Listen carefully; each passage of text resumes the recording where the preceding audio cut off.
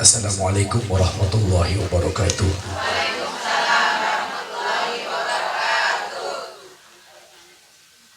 Alhamdulillahilladzi arsala rasulahu rahmatan lil alamin wa anzala kitabahu hudan lil muttaqin. Asyhadu an la ilaha illallah wa asyhadu anna Muhammadan abduhu wa rasuluhu la nabiyya ba'da. Allahumma shalli ala nabiyyika wa rasulika Muhammadin sallallahu alaihi wa alihi wa sahbihi wa sallam kama dahu bihi wa qarraba wa sallama tasliman katsira amma ba'd. Qala ta'ala fi kitabihil karim, a'udzu billahi minasyaitonir rajim, bismillahirrahmanirrahim. Wa idh ta'adzana rabbukum la in syakartum la azidannakum wa la in kafartum inna 'adzabi lasyadid. Shadaqallahul 'adzim. Qala an-nabiy sallallahu alaihi wasallam, adibu auladakum ala salasati hisalin, hubbi nabikum wa hubbi ahli baitihi wa qiraatul Qur'an. Al-hadis. Yang sama kita hormati sahibul hajat Bapak Saluyu. Saluyu nama cateringnya Bapak Agus Salim. Mudah-mudahan senantiasa selamat. Nggak ada catatannya soalnya di mari. Ya, yang kami hormati para bunda hajah, para asatizah, wabil khusus jamaah militan dari perumahan Puri Cendana, dan alhamdulillah juga yang hadir jamaah perumahan Bila 1, yang alhamdulillah di hari kemarin saya silaturahmi di Musola Al-Ikhlas dalam rangka Maulid Nabi Muhammad sallallahu alaihi wasallam. Bapak-bapak, ibu jamaah yang tidak sebutkan satu persatu, mudah-mudahan tidak merasa hormat kami. Mohon maaf sebelumnya, barangkali yang dengar suara saya ini gemes banget barangkali ini. Ini kok suaranya nggak biasanya. Mohon maaf. Sejatinya saya tidak hadir hari ini karena hari ini ada 5 acara, saya gagalkan 3 acara. Hari ini saya datang karena ini bagian daripada jamaah saya. Jadi saya coba untuk tadi sampaikan bagaimana ya, saya serah nggak apa-apa, datang aja yang penting sebentar katanya. Jadi mohon maaf karena memang kemarin itu ada 8 tempat, mungkin suara saya terkuras. Ya, mohon doanya mudah-mudahan saya dikasih kesehatan. Yang hadir juga semua diberikan kesehatan oleh Allah Subhanahu wa taala, amin ya rabbal alamin. Saudaraku sekalian, Bapak Agus hari ini sengaja mengundang kita dalam rangka tasyakkur bin ni'mah. Beliau oleh Allah Subhanahu wa taala diberikan sebuah kenikmatan dalam bentuk anugerah seorang putra yang beliau berikan nama Sakuila Adrian Salim. Dengan sebuah harapan doa kita semuanya, mudah-mudahan putri beliau, putra ya, mudah-mudahan saya ngetes aja ini yang hadir ini pada ngatur apa kagak nih. Mudah-mudahan putra beliau senantiasa kelak dijadikan orang yang sukses dunia akhiratnya, anak yang soleh, yang taat kepada Allah Rasulnya, berbakti kepada kedua orang tuanya. Mudah-mudahan kelak menjadi orang yang sekali lagi sukses dunia akhiratnya, akan mengangkat derajat kedua orang tuanya baik di kehidupan dunia maupun kehidupan akhiratnya. Amin, amin ya rabbal alamin. Mudah-mudahan tasyakkur bin ni'mah Bapak Agus ini diterima oleh Allah Subhanahu wa taala. Apa yang dikeluarkan hari ini mudah-mudahan Allah balas, Allah ganti dengan ganti yang berlipat ganda, dan di hari akhir mudah-mudahan diganti oleh Allah dengan ridho dan surganya Allah Subhanahu wa taala. Amin, amin ya rabbal alamin. Jamaah yang mudah-mudahan rahmat Allah Subhanahu wa taala.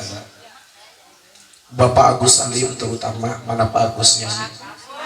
Ada Pak Agus.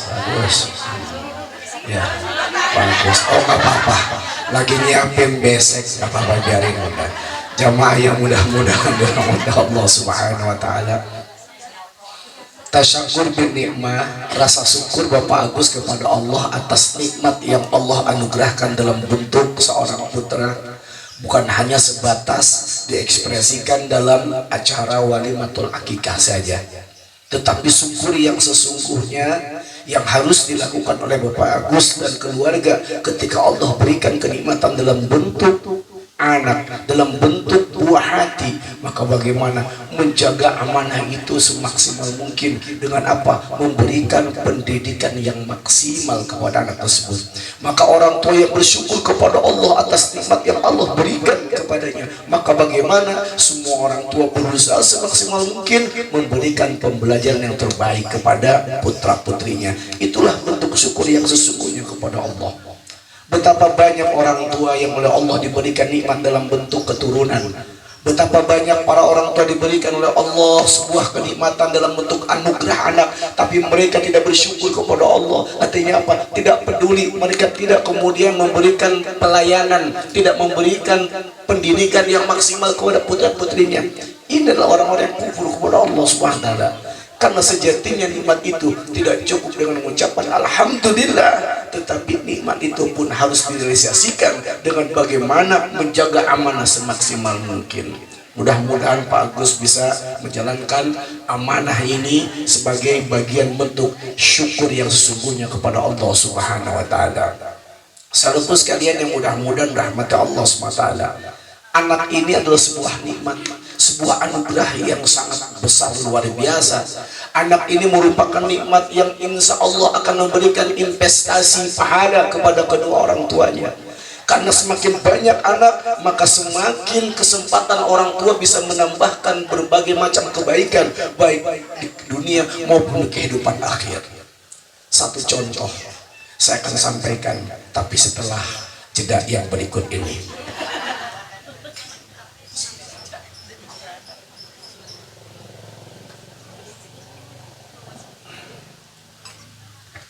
Di masa Rasulullah Shallallahu Alaihi Wasallam ada seorang wanita yang solehah. Ini kayak yang hadir kurang lebih sebetulnya. Aminnya nggak usah gelas senyum. Malaikat ini kalau amin saya senyum nih, ini bener apa kagak malaikat ini? Ya. Jadi di masa Rasulullah ada seorang wanita yang sangat solehah. Dia punya suami yang soleh. Satu waktu suaminya izin. Dia bilang, kalau bahasa orang Tambun lah biar lebih paham, Neng, abang mau berangkat dulu ya. Isi solehah mau begini. Baik abang, mudah-mudahan sehat. Bukan kayak emak-emak yang sebelah sono ngeselin. Apa? Neng, abang berangkat dulu ya. Jawabnya apa? Dia nanya begitu ya. Kesel banget sama anak. Ada yang begitu, ada yang begitu. Kalau ajak ngomong bagaimana jawabnya? Kami nanya. Enak banget sih tuh kalau ada orang ngomong begitu. Ditanya bener-bener dijawab. Kami nanya. Para istri jangan begitu. Akhirnya suami pesan, Mama, kalau nanti lagi berangkat jangan kemana-mana ya mah. Ya oh iya itu. Ini kan pakai bahasa Tambun saya bilang. Ditransit sama saya. Akhirnya bagaimana? Berangkat si suaminya bu. Entah kemana. Berangkat saja. Tiba-tiba pada hari selanjutnya datanglah seorang yang utusan dari keluarganya. Dia menyampaikan kabar kalau orang tuanya itu sakit keras, dan dia katakan, mungkin kalau bahasa namanya itu perempuan, karena Nabi nggak menyebut nama perempuannya, mungkin kalau saya panggil lah namanya itu Susi, mungkin Susi. Mudah-mudahan gak ada nama Susi di sini. Nggak ada ya? Nggak ada kan? Alhamdulillah, untuk kagak ada. Ya. Nyimeh. Orang tuamu hari ini sakit, anak-anak yang lain sudah kumpul, tolong kamu sekarang jenguk orang tuamu, ayahmu. Susi bilang, bukan saya tidak mau menjenguk, tapi saya belum mendapatkan izin dari suami saya. Akhirnya bagaimana kecewa tuh saudaranya, kamu begitu ditinggalkan. Berselang hari kemudian datang lagi nih si utusan yang pertama datang. Dia mengatakan, wahai Susi, kemarin kamu nggak mau datang nggak masalah. Sekarang tolong datang. Wayahnya datang. Bapak udah sakaratul maut. Yang lain pada kumpul, tinggal nungguin kamu doang datang. Apa kata Susi? Mohon maaf, saya bukan berarti tidak sayang sama ayah, tapi saya belum dapat izin dari suami. Nggak datang dia, sampai kesel. Hari berikutnya datang lagi, bagaimana Susi, kamu kemarin nggak datang? Oke lah, nggak masalah, bapak masih hidup, tapi hari ini bapakmu sudah meninggal, sekarang mau dikubur, coba tolong tengok dulu. Apa kata Susi? Nangis, saya nggak bisa datang menemui bapak karena saya tidak dapat izin dari suami. Saya belum dapat izin dari suami karena ketika suami meninggalkan saya, suami pesan saya jangan keluar sebelum saya dapat izin dari suami. Wah, Bu, apa yang terjadi? Mungkin orang yang awam langsung, ini anak kebangetan. Kalau itu terjadi, peristiwa itu di Puri Cendana atau di Pilak 1, mungkin jadi bahan gibah. Sholat mah sholat, ngaji bener katanya rajin, bapaknya mati orang datang. Ajaran mana itu? Mungkin begitu barangkali. Betul tidak kira-kira? Akhirnya bagaimana? Hanya bisa menangis si perempuan ini sambil berdoa kepada Allah untuk keselamatan orang tuanya. Hari berikutnya datanglah suaminya ke rumah. Lalu bagaimana? Si istri mengatakan, wahai ayah meninggal.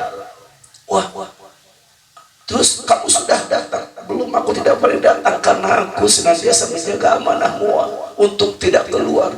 Enggak apa-apa, padahal kalau ayah masih silakan kamu untuk berangkat, tapi saya tidak mau, saya lebih menjaga daripada amanah Akhirnya bagaimana? Keduanya langsung mendatangi kuburannya dan mendoakannya.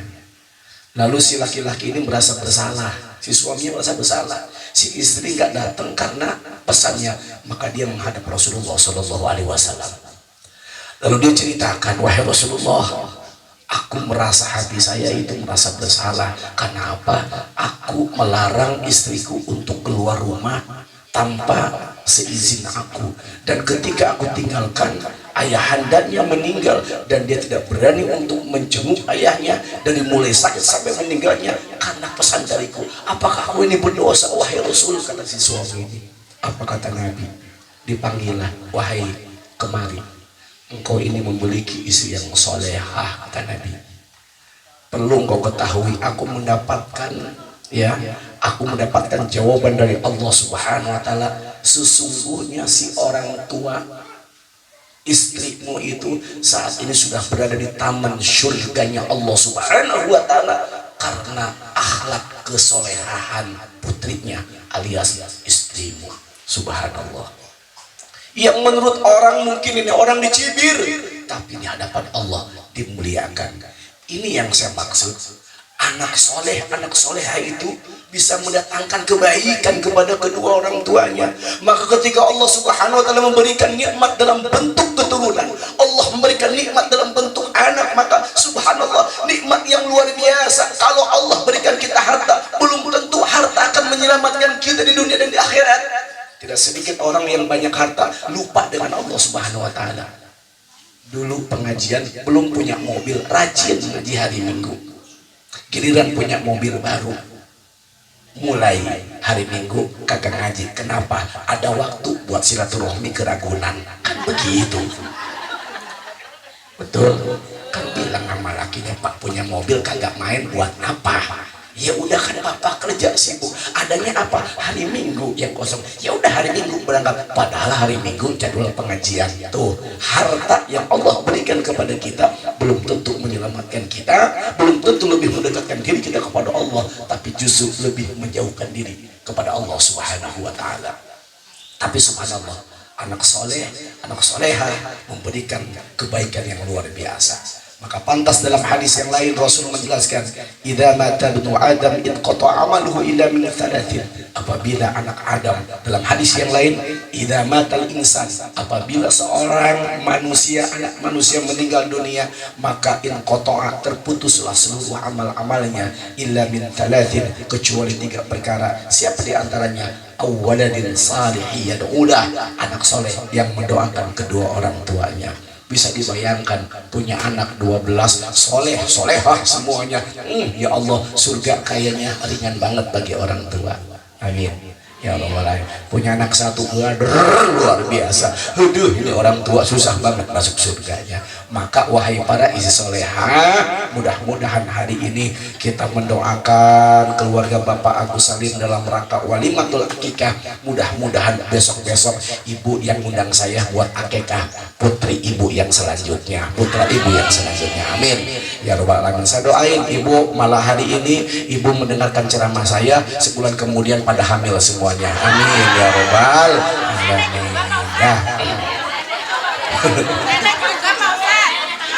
Ya, masih muda Bu, masih muda ya, masih muda ya. Istri Nabi Ibrahim Bu berapa tahun tuh? 80 tahun baru ngidam. 80 tahun. Kebayang saya orang Bela Satu 80 tahun pagi-pagi nyari mangga ngidam, langsung viral barangkali itu Bu di medsos. Ya jamaah yang mudah-mudahan dirahmati Allah Subhanahu wa taala. Oleh karenanya Bapak Agus Salim sekali lagi, ayo syukur bin nikmah, tasakur bin nikmah kepada Allah ketika Allah berikan seorang putra yang diberikan nama Sokil Adrian Salim. Bagaimana syukur bin nikmah ini harus direalisasikan dengan cara apa? Memberikan pendidikan yang terbaik bagi putranya. Pendidikan yang seperti apa? Barangkali saya simpulkan saja dari pendidikan model yang kemudian diterapkan oleh seorang manusia yang sangat mulia, namanya Luqman, yang namanya oleh Allah diabadikan dalam surat Luqman. Ya, bagaimana di situ ya Allah menjelaskan, ya a'udzubillahi minasyaitonirrajim, bismillahirrahmanirrahim. Wa idh qala Luqmanu libnihi wa huwa ya'iduhu ya bunayya la tusyrik billah innasyirka la dzulmun adzim. Dan ingatlah ketika Luqman memberikan pembelajaran terhadap putranya. Bagaimana kata Luqman kepada anaknya? La tusyrik billah innasyirka la dzulmun adzim. Janganlah menyekutukan Allah, sesungguhnya menyekutukan Allah itu adalah perbuatan dosa yang sangat besar. Yang pertama. Yang kedua, nasihat Luqman kepada putranya bagaimana? Ya, wa wasainal insana biwalidayhi hamalathu ummuhu wahnan ala wahni wa fisaluhu fi amain an ishkur li wa liwalidayka ilayyal masir. Dan hendaklah berbuat baik kepada kedua orang tua. Wa wasainal insana biwalidayhi hamalathu ummuhu wahnan, orang tua yang mengandung kita dalam keadaan lemah dan bertambah lemah. Wa fisaluhu fi amain, dan juga menyusui dalam waktu 2 tahun. Anis kulli wali walidaika, bersyukurlah kepada Tuhan, bersyukurlah kepada kedua orang tuamu. Ini yang kedua. Yang ketiga, ya bunayya aqimis shalah, wahai anakku dirikanlah salat. Wa'mur bil ma'ruf, dan hendaklah mengajak kebaikan. Wanha 'anil munkar, dan hendaklah mencegah kemungkaran. Inna dzalika min adlil umur, sesungguhnya yang demikian itu merupakan perkara yang paling baik. Saudaraku sekalian, Bapak Agus Salim minimal ada 3 poin yang nanti harus ditularkan pendidikan ini kepada anak. Yang pertama, tanamkan nilai-nilai ketauhidan kepada putranya. Ajarkan kepada anak tentang siapa Rabbnya Allah Subhanahu wa taala. Ini anak masih kecil, bagaimana caranya? Perkenalkan kalam-kalam Allah. Perkenalkanlah kemudian bagaimana ayat-ayat suci Al-Quran, ya, sambil digendong bacakan murattal. A'udzubillahi minasyaitonirrajim. Bismillahirrahmanirrahim. Alhamdulillahilladzi anzala ala abdihil kitaba wa lam yaj'al lahu iwaja. Diperdengarkan. Jangan kadang-kadang sebelah sono bagaimana kalau ada anak lahir bukan Al-Quran yang dibacakan, tapi malah ditanya-tanya, anak siapa, ditanya begitu. Lu puyeng, anaknya bengong aja, kan bapaknya ada. Dia jawab anak raja begitu. Padahal anaknya tukang ojek, dibilang anak raja katanya. Ya Allah ya Rabbana, jangan begitu, anak mah jangan begitu, diendong-endong sambil dibacain ayat Al-Quran. Kadang-kadang Nina bobo, Nina namanya bukan dia, disuruh bobo. Nggak usah, maksudnya hal-hal yang seperti itu udah nggak zamannya lagi. Kalau pengen anak soleh-solehah, bagaimana perbanyak perkenalkan apa tentang Robnya Allah Subhanahu Wa Taala dengan cara apa? Mendengarkan kepada si anak apa itu alunan-alunan ayat-ayat suci Al-Quran. Dan bukan hanya kepada anak, orang tua pun harus berinteraksi dengan Al-Quran. Yang pertama. Yang kedua, wa wassaynal insana biwalidayhi ummuhu, ajarkan kepada anak untuk hormat terhadap kedua orang tuanya. Mohon maaf, saat ini menjadi sebuah keprihatinan buat kita apa? Lunturnya akhlak, lunturnya tata krama seorang anak terhadap orang tua. Saya bisa merasakan, Bu. Saya merasakan langsung di tempat saya. Itu kalau saya lagi sholat, Bu, lagi sholat, itu kadang-kadang ada orang lewat ke saya itu ke depan yang lain, udah jalan, udah berdiri, udah tampak dia jongkok dan lain sebagainya. Satu waktu pernah saya sholat, setelah itu kan biasa tuh mahalul qiyam, salaman. Dulu kita diajarkan cium tangan, lah sekarang kagak, jejak salaman sama Toma Ustadz, jejak salamannya sama yang lain juga sama. Siapa yang salah anak? Bukan orang tua, kurang memberikan pemahaman akhlak terhadap anak. Maka kalau orang tua memberikan penanaman akhlak terhadap anaknya, anak harus hormat kepada orang tua, anak harus hormat kepada ayah, anak harus hormat kepada ibu. Di luar sana dia akan hormat kepada orang tua yang lainnya. Tapi kalau di rumah anak sudah tidak hormat kepada ayahnya, anak sudah tidak hormat terhadap ibunya, jangan harap di luar sana dia akan memuliakan para orang tua yang lainnya. Padahal apa kata Nabi? Laisa minna, bukanlah bagian daripada umatku, man lam yarham saghirana ya walaysa kabirana, mereka yang tidak punya rasa sayang terhadap yang lebih kecil dan tidak punya rasa hormat kepada yang lebih tua. Ajarkan, Bu, anak-anak kita. Pulang dari sini setelah pengajian, panggil anak-anak, anak sini sayang. Nah, kamu kalau ketemu mama, ketemu papa, bagaimana? Salaman, cium tangan. Yang dicium itu pakai bibirnya, bukan pakai hidung. Pakai pipi begini. Ke jidat. Sekarang saja pakai pantat belakangan. Dicium tangannya. Lalu sampaikan kalau anak kemudian lewat, mama lagi duduk, bagaimana? Jangan berani untuk di depan, ini akhlak. Lewat belakang. Kalau memang di depan itu memang benar-benar madarat, karena di belakang udah gak ada tempat, jongkok, nunduk, begini nih, permisi, maaf. Biasakan seperti itu di rumah. Kalau anak sudah terbiasa seperti itu di rumah, di luar pun dia akan begitu. Karena subhanallah, ternyata orang tua itu adalah pendidik yang utama. Pendidik yang pertama itu orang tua. Sukses orang tua mendidik anak, di luar sana akan sukses. Ajarkan dan ajarkan anak-anak untuk terus mendoakan kedua orang tuanya. Nah, bagaimana caranya ibu mengajarkan kepada anak? Doanya, Rabbighfirli wali walidayya warhamhuma kama rabbayani shaghira. Ajarkan anak sampai anak hafal.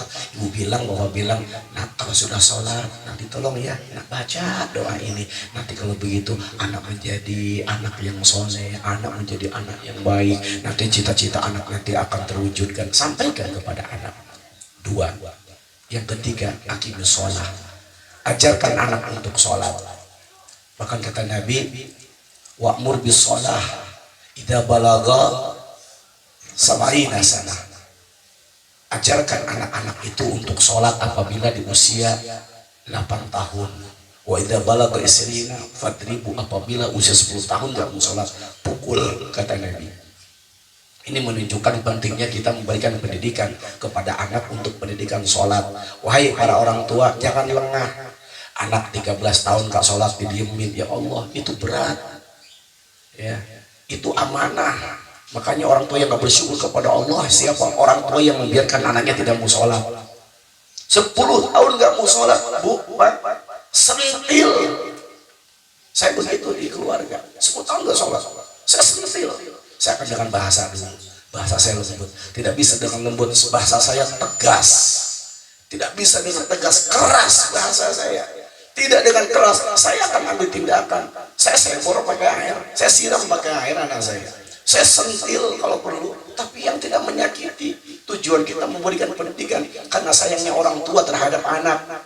Maka kalau ada anak tidak sholat, orang tua katanya sayang, bohong itu orang tua tidak sayang kepada anaknya. Orang tua bagaimana membiarkan anak untuk dimakan api neraka di hari akhir. Naudzubillah min dzalik.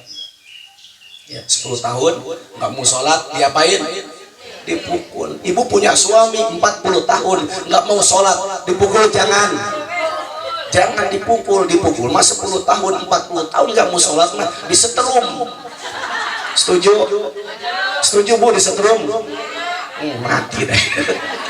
Bukan disetrum pakai listrik, disetrum hatinya. Ibu udah main pikiran ke listrik, main ke kabel, disetrum hatinya. Diberikan apa? Wejangan-wejangan. Jadi ustazah ibunya, insya Allah. Yang terakhir, wa'mur bil ma'ruf wanha 'anil munkar.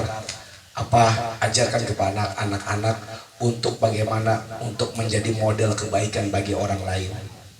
Ajarkan kepada anak untuk mengajak sesamanya berbuat baik dan mencegah kemungkaran. Artinya apa? Dimanapun ada kebaikan, tularkan kepada anak, ajak orang lain untuk melakukan kebaikan. Dan ketika ada sebuah kemungkaran, ajarkan kepada anak untuk berusaha mau kemudian mengingatkan. Inilah sesungguhnya model pendidikan yang seharusnya orang tua tanamkan kepada anak-anaknya. Kalau kemudian ditanamkan dengan baik, maka insya Allah anak-anak kita akan menjadi anak-anak yang baik, anak-anak yang soleh-soleha. Barangkali itu saja dapat sampaikan. Mohon maaf tidak bisa berpanjang kalam karena kondisi suara yang tidak memungkinkan.